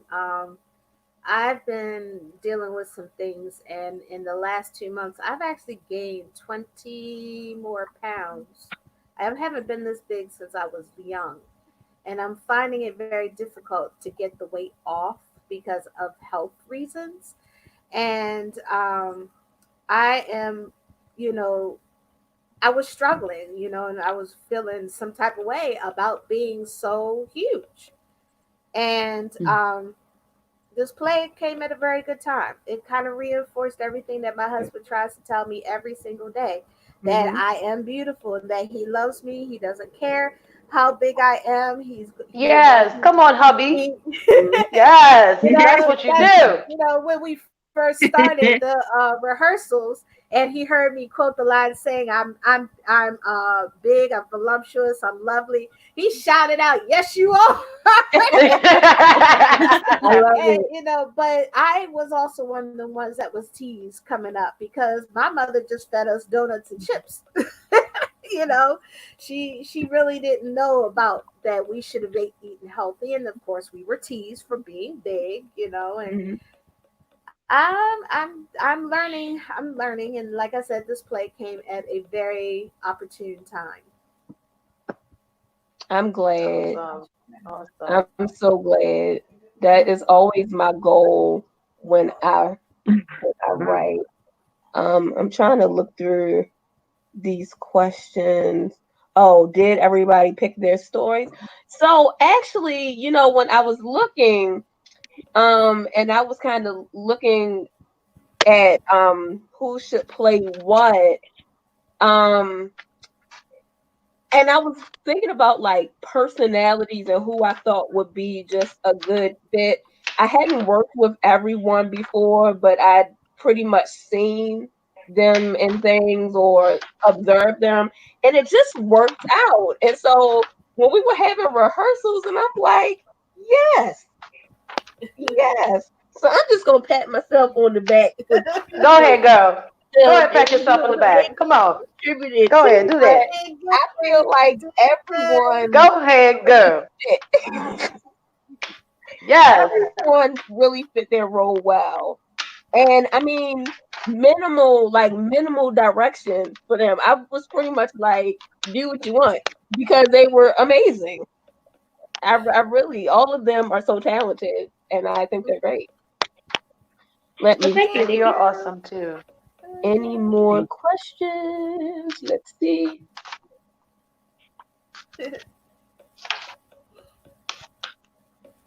Let's see. I feel like somebody scrolling.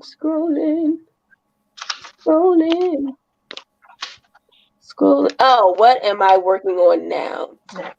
So it is top secret now, but when it is ready, I shall let you know. But if anybody wants to kind of keep up what I'm doing, I do have a Facebook fan page, actor page. It's just Nikki Scroggins. It's my name. And does anybody else? Do you guys have pages and stuff? Because this is the time to plug them so that people can know what you're doing and find you. Because all of you are so awesome. No, I'm just on. I just have a Facebook page. That's all. okay, because I know. Okay, I want to. Yeah, I have a Facebook too. It's your time. It's your time. You gotta. Well, I have Facebook and I have IG. That's about it. I have IG and Facebook too. Okay. Got Instagram. Oh, I see my friends. Hi, dude. I'm sorry. I didn't even know. I must say one of the things that I'm horrible at doing is promoting stuff that I'm in, because my mind is like, oh, I just got to get the work done. So when I did post this on Facebook, I think it was Facebook, a play that I did, another director said, well, look at you growing up, you promoting stuff. And I was like, okay. So I'm seeing some of my friends on here, and I'm so happy that they were able to come and see y'all and not just support me, but to support women. And, not just, but it's women. It's a group of women. You find, we don't get opportunities to do stuff like this when it's just us, and, people see strong, independent women and women that can do this and really make it successful. She being Missy. Yeah. Oh, I'm sorry. No, I'm actually being me now. I know. I love it. So, was this like recorded? Like, will people be able to go back and watch it again? I believe so. That's a Nate question, I think. Nate, bring yourself in. Come on in the room. Come on in the room. Come on in the room, Nate. Come on in the room.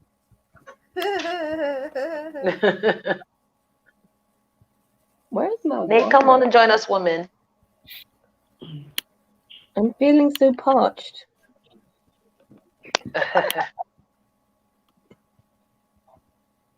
Oh, did we lose Nate? No, Nate's running it. Yeah, Nate running. I was like, Nate, give everybody cameos and whatnot. I know, right?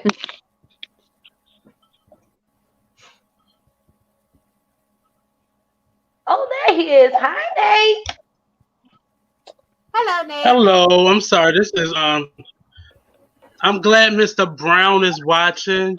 I should have paid more attention to me. But all that I do know came from Mr. Brown. You ladies were phenomenal. I have to say, shout out to Miss Krystal for being a VIP. Yes, she was. Yes. For Katrina, for just stepping right in and not letting it get to her, and all of you all for just being stand-up women and actors and doing it. Again, thank you to everybody who tuned in. I don't know what Comcast is going to get a piece of my mind because they've been playing games for this last 2 months. But I really appreciate you all for just participating in this. Again, this series started because I got into a dark space in this, and I really needed a vehicle to be able to help me to just get through it and be my best self. And this has really been a great run, and it's not over. We're going to keep it moving. Even once it opens back up, I think I might start doing this at least once a month once we get back to a normal. Awesome. Uh, That's awesome. but I really appreciate you ladies for joining the crew and coming in and just giving your time. I know even though we've been locked in, people still have lives and things that they have to do, and you all really stood up. And this has been a blessing. Everybody that's tuned in that has such wonderful words to say. I'm still clicking on the many platforms. We're on Facebook, YouTube, and Hey, Periscope sis. right now. So we have people watching from all over. And I really appreciate you Cool. all for tuning in, supporting. For everybody that was donating, you'll get a special thank you message back from me after this is over. And ladies, please continue to just do what you do. We're all non-traditional. And hearing that Krystal isn't even here in Maryland, I Right. appreciate you for joining us and Yeah. really Yes. stand up and doing your thing in the arts. I appreciate you. I appreciate all of you ladies, Miss Kate, Miss my cop and player, my Morgan Nice, Miss Katrina, and Lisa. And I'm just meeting this diva right here that's sitting right square center with all the pink on. I really appreciate you for joining us as But well. Nate, the But funny thing is, Nate, yeah. I had your email address before, I guess, for something else because I know I did a piece with Latanya before a long time ago, but we never got a chance to meet. See, Yes, see, yes, yeah, see, look at that. Won't it Multiple happen? yep, ones. Won't it yeah. come full circle? He See, does, he God is in does. control. He tells us when and where and what time. He So sure it does. all Oh, came don't stop me now, together. Nate. Don't Yes. stop me now. Don't stop me now. Hmm? So we have a great thank you, Sandra Meekins. I see Sandra Meekins. We got Sandra Meekins online, y'all. That Yeah. deserves an applause by itself. But if y'all have any more questions for these ladies, we have a few more minutes. I don't want to take up all of their Sunday. But if you have any more questions, please feel free. I think we have one more here from this. Uh-uh. It's coming through. It's coming. Those are my friends, y'all. Coming. They know me. Why did she have to hit us with the Mississippi Mass Choir? That's funny. They know I will go into a shout in a Miss Tammy second. Rogers is online. Hey, Tammy. But I'm really happy. This is really filling me up right now to see the fact that we were able to just keep pushing, and we've all been restricted in various ways throughout this process and actually doing it today. But please, ladies, please keep doing what you're doing. Once the doors of the theaters are open, I want everybody to just bum rush you with opportunities and blessings to Krystal and Lisa alike. Thank you, Lisa, for joining us. I mean, everything wants to turn on right now. But please continue to support this series. And there are plenty of other artists that are doing their due diligence and pushing through this. So please take a moment and share this out. Let people know if you haven't already had a chance to. Please donate to this. And I'm going to back out so the ladies can come back in and Nate, say you never we got answered. about 10 more minutes. So Nate, you never answered my I'm sorry, go question, ahead. though. Can folks watch this later? 'Cause, I'm sorry, like, what's I your know my question? sister- Can folks watch this later? Yes, it's on YouTube, Facebook, Periscope, all at the Artist Exchange. So if they look up the Artist Exchange, if they find this, that wherever they're looking at it now, it's going to be live. So all of you all, I shared it to your pages, so you can go right back to that link and be able to watch it forever, or until Oh, YouTube cool. say we don't want the Artist Exchange on social media anymore. But Oh, it's no, we on there bind that up forever. right now. That will Uh-uh. never happen. That ain't gonna happen. Mm-mm. I'm gonna let you all take the last couple minutes and You want to say pull your me? You want to goodbyes, pull say me out for a your minute? I love yous to any of the people. Sure. Thank you, Kathy. So let me get them out. Sorry, give me a second. So I'm gonna take you out, and I'm going to add you. Oh, you already on. You're on. You're on. I'm gonna take me out.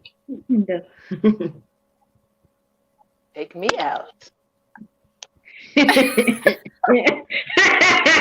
No, you get to stay, Missy. One of my favorite comments is the only slash 3 of the tires. That's one of my favorite comments, and it's making me laugh every time I look at it. Only 3, not yet. Went through my mind because insurance pays for 4, so you have to do 3. Yeah, I've heard that. Hey, Tammy. That line, and I lost it.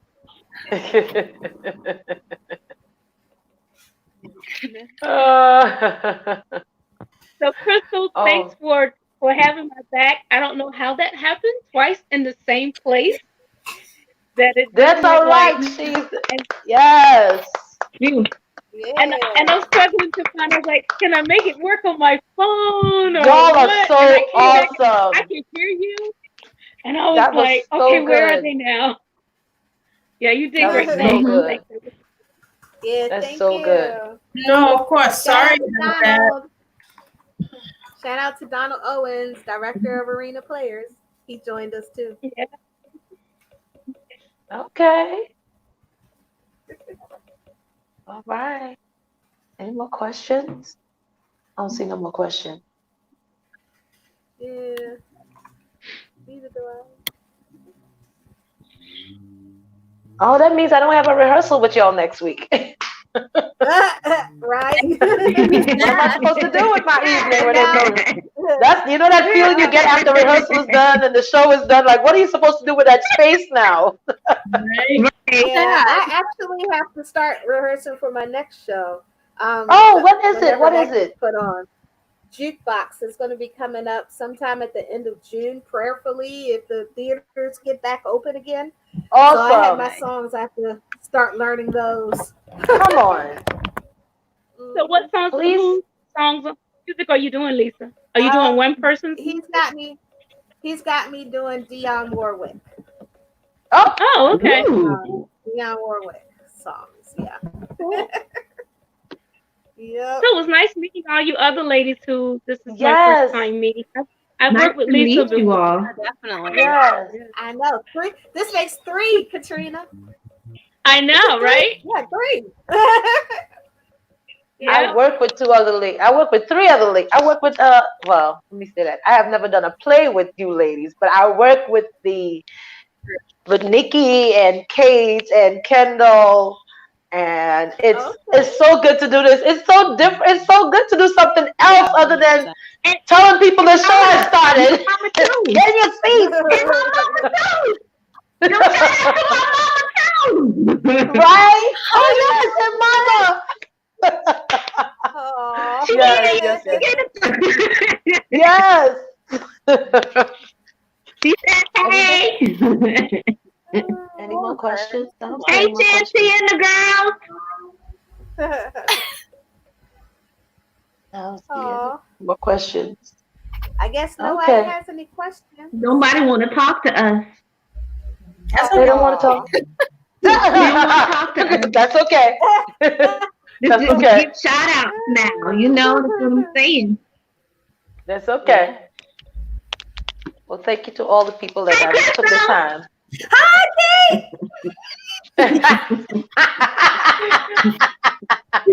Oh, we should shout out everybody. Right there. Ruin. Hi, Krystal. Hi, Kate. Thank you, everybody. Thank you. Thank you, Katrina. Thank you. Miss Elizabeth spirits. Thank you, ladies. Oh, yes. Yes. All right. Tell Miss Elizabeth to make an appearance. Your Tell Miss mom. Elizabeth to She say not gonna do hi. that. Wave her hand. We need to see her hand then. Let me see your hand. Girls. Hey, Miss Elizabeth. You hear? Miss Elizabeth. Hey, Mama. Let me see Mama. Just wave. Come on. Stop talking. Stop talking for a minute. Now listen. Just listen. Y'all stop talking for a minute. All of you guys were magnificent. I'm a listener, not a watcher, but I listened to every word that you guys said, and it was wonderful. I really am so happy to know each and every one of you. The ones of you that I don't know in time, I'm sure I'll meet you. Kendall, I heard you. I heard you out there. Krystal, I heard you. I recognize your voices. You guys just keep doing what you're doing. It was wonderful. It was wonderful. Oh, Thank you, Mama. Elizabeth, I love you. Thank you, Mama. Oh, Nicole, thanks for making an appearance. Cry. Yes. Right. Ooh, this was awesome. This was All right, ladies. Thank you, guys. All right, thank you. it's hot. Thank y'all. It is. I know. Right? You're awesome. Sweat stains on the arms. It's hot. Yeah, it is. Wet shirt. It's hot. Need a t-shirt. Not like yesterday though. Not talking about that. All right. So Nicole, what we do now? Yeah. That it? I don't know what to say. Bye. Bye-bye. Bye. Bye. Yes. Bye. Great. Bye. Bye, ladies. Bye.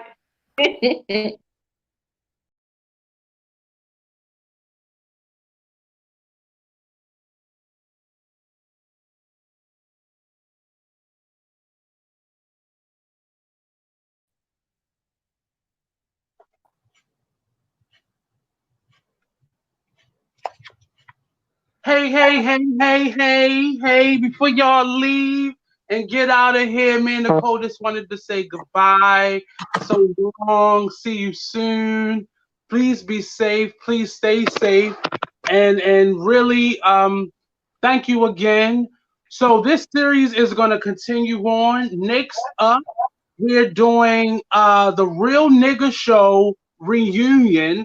It's an interview with all the cast members, the director, Troy Burton, the stage manager, Sandra Meekins, as well as our phenomenal co-host for the day, Miss Tracy Jiggets will be joining us. And that is actually on next Sunday, May the 24th, my 37th birthday. Can you imagine it? Oh man. Right. So we'll be celebrating and bringing in my 37th year. I know I look good, little quarantine, but I'll be celebrating my birthday with an awesome group of individuals just as talented as these group of ladies that we just got to see today. And unfortunately, the Real Nigga Show has been postponed until August. So if you bought tickets, your tickets are still valid and they'll still accept your tickets this coming August. And we'll have all the details. You should be able to find the link, just like you found the Big Girl Chronicles link. Please come join us next Sunday, May 24th. We're going to celebrate my 37th cycle around the moon, around the sun, and we're going to get it in with the cast, the crew, production of the Real Nigga Show. We're going to have an awesome reunion. We're going to hear some crazy stories from these guys and ladies and have some really great stories. We're going to get the meat and potatoes of the Real Nigga Show. And then after that, the weekend after that, the first Sunday in June, I'll be hosting another show, and it'll be with Miss Gaskins, Miss Sheila Gaskins, and we're doing a special tribute to the many people that have lost their lives at the hands of violence, police officers, and this racism in this country. So we're doing a surprise birthday party for Trayvon Martin. Shh, don't tell him. But please tune in. This is going to keep going. And even once the doors are open to the world, we're going to continue to do this and spotlight actors as well as our phenomenal playwrights like, what's she on the side? I'm this way. Miss Miss Nikki Scroggins. So do you want to say goodbye to the people? And let's be out. Bye. Hope you enjoyed. Thank you all. Have a great Sunday. Continue to stay safe. Wash your hands. Stay home. Put your Let this mask on. right. Do all of that. Just be patient and be still. I'm telling you, I found my soul, my purpose, my journey in this moment simply by sitting still and being still. Just listen. Just listen. Your blessing is right there in front of you. Is just grab it, but you gotta sit still and you gotta listen. Don't be so antsy. God go get you through this. Peace out, Nicole. Peace out. Bye. Peace out. Peace out. See ya. In this. Bam.